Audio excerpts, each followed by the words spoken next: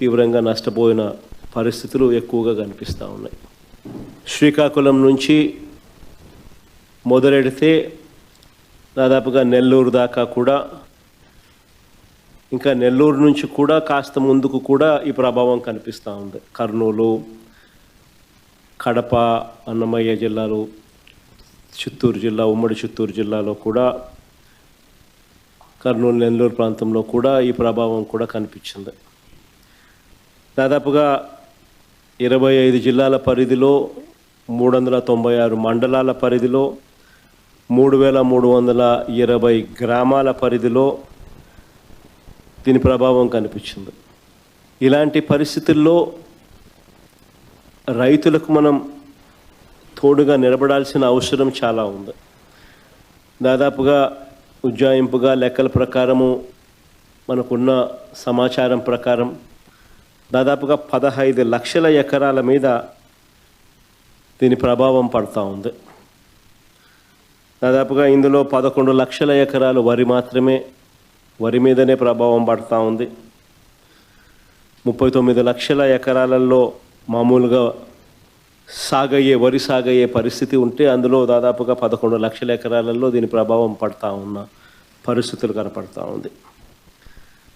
దాదాపుగా 1,15,000 ఎకరాలకు సంబంధించి పత్తి, దాదాపుగా మరో 1,15,000 ఎకరాలకు సంబంధించి వేరుశనగ, మరో 2 లక్షల ఎకరాలకు సంబంధించిన మొక్కజొన్న, మరో దాదాపుగా 2 లక్షల ఎకరాలకు సంబంధించిన హార్టికల్చర్ పంటల మీద తీవ్రమైన ప్రభావం, దాదాపుగా 15 లక్షల ఎకరాల మొత్తం మీద తీవ్రమైన ప్రభావం కనిపిస్తూ ఉంది.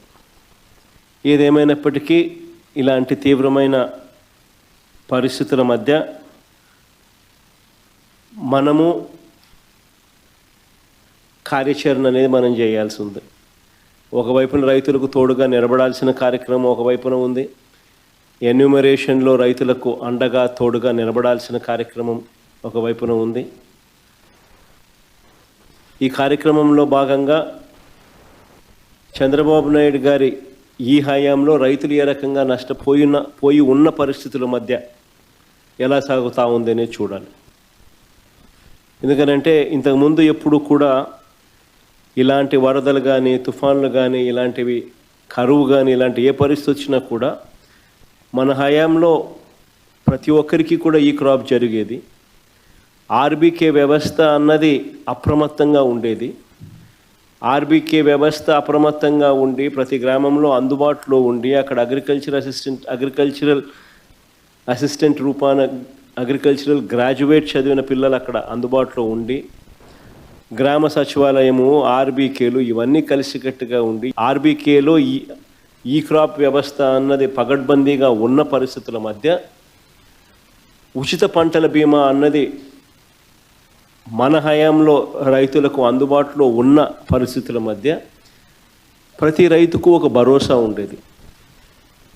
ఆ రోజుల్లో మన హయాంలో దాదాపుగా 85 లక్షల మంది రైతులకు దాదాపుగా 70 లక్షల ఎకరాల పంటకు ఉచిత పంటల బీమా అందుబాటులో ఉండే పరిస్థితి ఉంటే, ఈరోజు కేవలం ఇన్సూరెన్స్ ప్రీమియం కట్టిన వాళ్ళకు మాత్రమే, అంటే కేవలం 19 లక్షల ఎకరాలకు మాత్రమే, 19 లక్షల మంది రైతులకు మాత్రమే, అది కూడా బ్యాంక్ లోన్ అవైల్ చేసుకున్న వాళ్ళకు మాత్రమే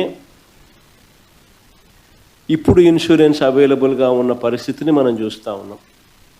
సో మిగిలిన రైతుల పరిస్థితి ఏం కావాలా? దాదాపుగా 85 లక్షల మంది రైతులు, దాదాపుగా 70 లక్షల ఎకరాల పంట మన హయాంలో ఈ క్రాప్ ద్వారా వీళ్ళందరికీ ఉచితంగా పంటల బీమా అందుబాటులో ఉండేది. ఈరోజు ఆ పరిస్థితి పోయి కేవలం బ్యాంకు లోన్లు తీసుకున్న వాళ్ళకు మాత్రమే ఆ లోన్లు ఉన్నాయి కాబట్టి ఆ బ్యాంకర్లు కట్ చేసిన ఇన్సూరెన్స్ సొమ్ము అంటే కేవలం 19 లక్షల మంది రైతులకు మాత్రమే అవైలబుల్, కేవలం 19 లక్షల ఎకరాలకు మాత్రమే అవైలబుల్. ఇలాంటి పరిస్థితుల్లో రైతు తీవ్రంగా నష్టపోయిన పరిస్థితుల్లో మనం రైతుకు తోడుగా నిలబడాల్సిన అవసరం ఉన్న పరిస్థితి. మరోవైపు చూస్తే ఇన్పుట్ సబ్సిడీ అన్నది ఈ ప్రభుత్వ హయాంలో అసలు వాస్తవం ఏమిటి అని చెప్పి చూస్తే ఈ 16 నెలల్లో ఈ 16 నెలలకు గాను అసలు ఎంత ఇన్పుట్ సబ్సిడీ ఈ ప్రభుత్వం ఇచ్చింది ఎంతమంది రైతులకు ఇన్పుట్ సబ్సిడీ ఇచ్చింది అని చెప్పి ఒకసారి గమనిస్తే దాదాపుగా ఈ 16 నెలల్లో ఈ డీప్ డిప్రెషన్స్ కానీ సైక్లోన్స్ కానీ ఇలాంటివి రాష్ట్రంలో పంటలు నష్టపోయిన పరిస్థితులు దాదాపుగా 2024 నుంచి చూస్తే జూన్ నుంచి చూస్తే దాదాపు 16 సార్లు ఉత్పన్నమైనాయి. ఈ 16 సార్లకు సంబంధించి ఎంతమంది రైతులకు ఇన్పుట్ సబ్సిడీ అందింది, ఎంతమంది రైతులకు నష్టపోయిన పరిస్థితుల మధ్య వాళ్ళకు ప్రభుత్వం తోడుగా నిలబడింది అని చెప్పి చూస్తే ఈ ప్రభుత్వం తరపు నుంచి గుండు సున్నా కనిపిస్తుంది. అంటే ఏ ఒక్క రైతుకు కూడా ఇన్పుట్ సబ్సిడీ అన్నది అందించని పరిస్థితిలో ఈ రాష్ట్ర ప్రభుత్వం కనిపిస్తూ ఉంది. దాదాపుగా వీళ్ళు ఈ క్రాప్ చేయకుండా రైతులను నిర్లక్ష్యం చేసినప్పటికీ కూడా వాళ్ళ దగ్గర ఉన్న వాళ్ళ లెక్కల ప్రకారమే చూసినా కూడా దాదాపుగా 5.5 లక్షల మంది రైతులకు ఇన్పుట్ సబ్సిడీ రూపేణా 600 కోట్లు ఇవ్వాలని అది ఇవ్వకుండా ఎగరగొట్టిన పరిస్థితులు మనం చూస్తూ ఉన్నాం. మిర్చికి క్వింటాలకు 11,781 రూపాయలు ఇస్తాము, కొనుగోలు చేస్తాము అని చెప్పినారు క్వింటాలకు. ఆశ్చర్యం కలిగించే విషయం ఏంటంటే ₹1 ఇవ్వాల. పొగాకు కొనుగోలు చేస్తామన్నారు, ఎక్కడ దిక్కు దానికి కూడా పొగాకు కొనుగోలుకు కూడా ఎక్కడ కూడా చేసిన పుణ్యం కట్టుకోలేదు. మామిడికి ₹12 కొనుగోలు చేస్తామన్నారు కిలోకు, ఒక రైతుకు మంచి చేయలేదు. ఉల్లికి క్వింటాలకు 1200తో కొనుగోలు చేస్తామని చెప్పినారు, చేతులు ఎత్తేసారు.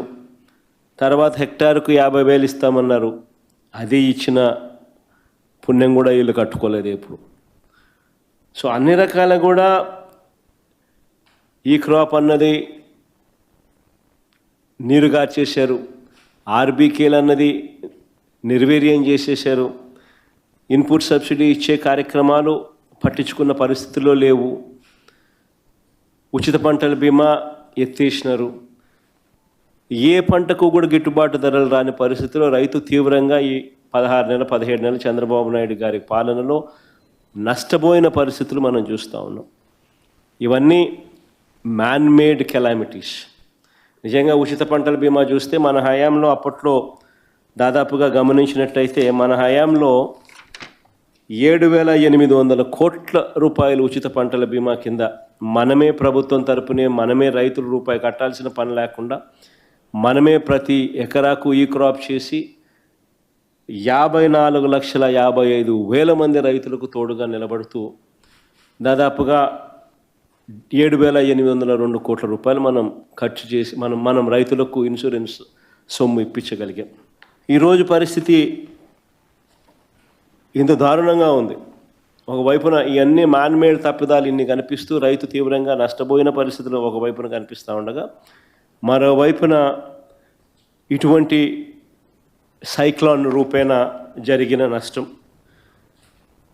ఇలాంటి సైక్లోన్ రూపేణా జరిగిన నష్టాల మధ్య మనం రైతుకు ఎక్కడ తోడుగా ఉండగలుగుతాము అని అంటే ఎన్యూమరేషన్ అనేది ప్రభుత్వం చేతులెత్తేసే కార్యక్రమం చేయకుండా ఆ ప్రతి గ్రామంలోనూ కూడా వైఎస్ఆర్సీపీ నష్టం జరిగిన ప్రతి గ్రామంలో కూడా ఎన్యూమరేషన్లో ఏ ఒక్కరికి కూడా నష్టం జరగకోకుండా వాళ్ళ తరపున వాయిస్ ఇవ్వగలగడం, వాళ్ళ తరపున మనం ప్రభుత్వం మీద యుద్ధం చేసైనా సరే వాళ్లకు రైతుల తరపున మనం తోడుగా నిలబడడం, ఇది ఖచ్చితంగా రైతుల తరపున మనం చేయాల్సిన కార్యక్రమం. మీ ప్రాంతాలలో మన కోఆర్డినేటర్లు, అసెంబ్లీ కోఆర్డినేటర్లు ఎక్కడెక్కడే అసెంబ్లీ కోఆర్డినేటర్లు అందరూ కూడా చురుగ్గా పాలుపంచుకుంటూ ఉన్నారు. మనం ఇచ్చిన పిలుపు మేరకు, మీరు కోఆర్డినేట్ చేసిన తీరు మేరకు వీరంతా కూడా పలు కార్యక్రమాలలో ఇప్పటికీ అందరూ కూడా పాలుపంచుకునే కార్యక్రమం జరుగుతూ ఉంది. శ్రేణులందరూ కూడా ఈ కార్యక్రమంలో కూడా పాలుపంచుకుంటూ ఉన్నారు. వాళ్ళందరికీ ఒకవైపున అభినందనలు తెలియజేస్తూనే మరోవైపున వాళ్ళందరినీ ఇంకా కాస్త ప్రోత్సహించి ఇంకా మెరుగ్గా వాళ్ళు పాలుపంచుకునే విధంగా, తద్వారా రైతులకు ఇంకా మంచి జరిగే పరిస్థితులు క్రియేట్ కావాలి. కాబట్టి ఆ దిశగా కూడా అడుగులు వేయాల్సిన అవసరం ఉంది. ఏ రైతు కూడా మిగిలిపోకుండా అవస్థపడే పరిస్థితి రాకుండా ఆ రైతుకు తోడుగా ఉండే కార్యక్రమంలో మన వంతు కృషి ఏం చేయాలనో అవన్నీ కూడా గట్టిగా చూసుకునే కార్యక్రమాలు చూసుకుందాం. ఈ తుఫాను బీభత్సం అన్నది దాదాపుగా చూస్తే నిజం చెప్పాలనంటే విండ్ షేర్ ఫామ్ అయ్యి కాస్తో కూస్తో తుఫాన్ డిసిపేట్ అయ్యి తీవ్రత తగ్గినప్పటికీ కూడా రైతుల మీద మాత్రం దీని ప్రభావం చాలా సివియర్గాను సీరియస్గాను దీని ప్రభావం చోటు చేసుకుంది. ఎందుకంటే పంట బాగా పొట్టకొచ్చిన సమయంలో జరిగిన కురిసిన ఈ వర్షాల వల్ల పంట నేల ఒరిగింది. ఆ నేల ఒరిగిన ఆ పంటను నీళ్ళల్లో తడవడం వల్ల మళ్ళీ అది పైకి లేయడం అన్నది కూడా కష్టమైన పరిస్థితుల మధ్య, తాళ్ళు ఎక్కువ వచ్చే పరిస్థితుల మధ్య దిగుబడి తీవ్రంగా తగ్గే పరిస్థితి వల్ల రైతు తీవ్రంగా నష్టపోయిన పరిస్థితులు ఎక్కువగా కనిపిస్తూ ఉన్నాయి. శ్రీకాకుళం నుంచి మొదలెడితే దాదాపుగా నెల్లూరు దాకా కూడా, ఇంకా నెల్లూరు నుంచి కూడా కాస్త ముందుకు కూడా ఈ ప్రభావం కనిపిస్తూ ఉంది. కర్నూలు, కడప, అన్నమయ్య జిల్లాలు, చిత్తూరు జిల్లా, ఉమ్మడి చిత్తూరు జిల్లాలో కూడా, కర్నూలు నెల్లూరు ప్రాంతంలో కూడా ఈ ప్రభావం కూడా కనిపించింది. దాదాపుగా 25 జిల్లాల పరిధిలో, 396 మండలాల పరిధిలో, 3320 గ్రామాల పరిధిలో దీని ప్రభావం కనిపించింది. ఇలాంటి పరిస్థితుల్లో రైతులకు మనం తోడుగా నిలబడాల్సిన అవసరం చాలా ఉంది. దాదాపుగా ఉజ్జాయింపుగా లెక్కల ప్రకారము, మనకున్న సమాచారం ప్రకారం దాదాపుగా 15 లక్షల ఎకరాల మీద దీని ప్రభావం పడుతూ ఉంది. దాదాపుగా ఇందులో 11 లక్షల ఎకరాలు వరి మీదనే ప్రభావం పడుతూ ఉంది. 39 లక్షల ఎకరాలలో మామూలుగా వరి సాగయ్యే పరిస్థితి ఉంటే అందులో దాదాపుగా 11 లక్షల ఎకరాలలో దీని ప్రభావం పడుతూ ఉన్న పరిస్థితులు కనపడతా ఉంది. దాదాపుగా 1,15,000 ఎకరాలకు సంబంధించి పత్తి, దాదాపుగా మరో 1,15,000 ఎకరాలకు సంబంధించి వేరుశనగ, మరో 2 లక్షల ఎకరాలకు సంబంధించిన మొక్కజొన్న, మరో దాదాపుగా 2 లక్షల ఎకరాలకు సంబంధించిన హార్టికల్చర్ పంటల మీద తీవ్రమైన ప్రభావం, దాదాపుగా 15 లక్షల ఎకరాల మొత్తం మీద తీవ్రమైన ప్రభావం కనిపిస్తూ ఉంది. ఏదేమైనప్పటికీ ఇలాంటి తీవ్రమైన పరిస్థితుల మధ్య మనము కార్యాచరణ అనేది మనం చేయాల్సి ఉంది. ఒకవైపున రైతులకు తోడుగా నిలబడాల్సిన కార్యక్రమం ఒకవైపున ఉంది. ఎన్యూమరేషన్లో రైతులకు అండగా తోడుగా నిలబడాల్సిన కార్యక్రమం ఒకవైపున ఉంది. ఈ కార్యక్రమంలో భాగంగా చంద్రబాబు నాయుడు గారి ఈ హయాంలో రైతులు ఏ రకంగా నష్టపోయి ఉన్న పరిస్థితుల మధ్య ఎలా సాగుతూ ఉందనే చూడాలి. ఎందుకనంటే ఇంతకుముందు ఎప్పుడు కూడా ఇలాంటి వరదలు కానీ, తుఫాన్లు కానీ, ఇలాంటివి కరువు కానీ, ఇలాంటి ఏ పరిస్థితి వచ్చినా కూడా మన హయాంలో ప్రతి ఒక్కరికి కూడా ఈ క్రాప్ జరిగేది. ఆర్బీకే వ్యవస్థ అన్నది అప్రమత్తంగా ఉండేది. ఆర్బీకే వ్యవస్థ అప్రమత్తంగా ఉండి ప్రతి గ్రామంలో అందుబాటులో ఉండి అక్కడ అగ్రికల్చరల్ అసిస్టెంట్ రూపాన అగ్రికల్చరల్ గ్రాడ్యుయేట్ చదివిన పిల్లలు అక్కడ అందుబాటులో ఉండి, గ్రామ సచివాలయము, ఆర్బీకేలు ఇవన్నీ కలిసికట్టుగా ఉండి, ఆర్బీకేలో ఈ క్రాప్ వ్యవస్థ అన్నది పగడ్బందీగా ఉన్న పరిస్థితుల మధ్య ఉచిత పంటల బీమా అన్నది మన హయాంలో రైతులకు అందుబాటులో ఉన్న పరిస్థితుల మధ్య ప్రతి రైతుకు ఒక భరోసా ఉండేది. ఆ రోజుల్లో మన హయాంలో దాదాపుగా 85 లక్షల మంది రైతులకు దాదాపుగా 70 లక్షల ఎకరాల పంటకు ఉచిత పంటల బీమా అందుబాటులో ఉండే పరిస్థితి ఉంటే, ఈరోజు కేవలం ఇన్సూరెన్స్ ప్రీమియం కట్టిన వాళ్ళకు మాత్రమే అంటే కేవలం 19 లక్షల ఎకరాలకు మాత్రమే, 19 లక్షల మంది రైతులకు మాత్రమే, అది కూడా బ్యాంక్ లోన్ అవైల్ చేసుకున్న వాళ్ళకు మాత్రమే ఇప్పుడు ఇన్సూరెన్స్ అవైలబుల్గా ఉన్న పరిస్థితిని మనం చూస్తూ ఉన్నాం.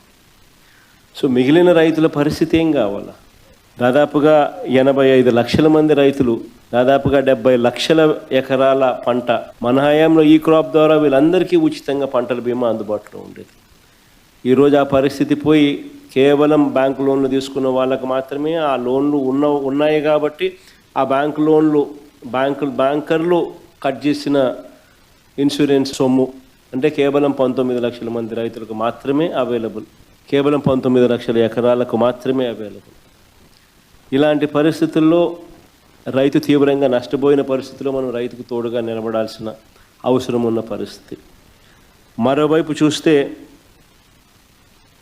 ఇన్పుట్ సబ్సిడీ అన్నది ఈ ప్రభుత్వ హయాంలో అసలు వాస్తవం ఏమిటి అని చెప్పి చూస్తే ఈ 16 నెలల్లో ఈ 16 నెలలకు గాను అసలు ఎంత ఇన్పుట్ సబ్సిడీ ఈ ప్రభుత్వం ఇచ్చింది, ఎంతమంది రైతులకు ఇన్పుట్ సబ్సిడీ ఇచ్చింది అని చెప్పి ఒకసారి గమనిస్తే దాదాపుగా ఈ 16 నెలల్లో ఈ డీప్ డిప్రెషన్స్